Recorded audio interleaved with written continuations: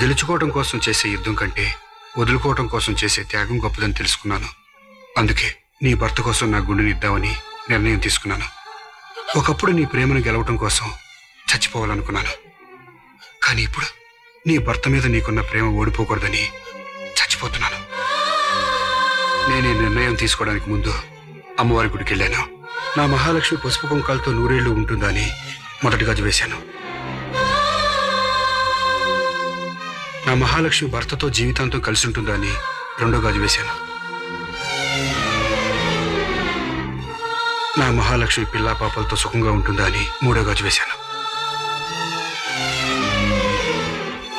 దేవుడే నీ భర్తకు నీకు రాసి పెట్టాడు లక్ష్మి. మన ప్రేమ నిజమవుతుందా అని అమ్మవారి ముందు గాజులు వేశాం.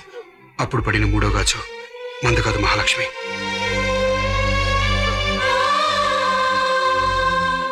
ఆ గాజు కూడా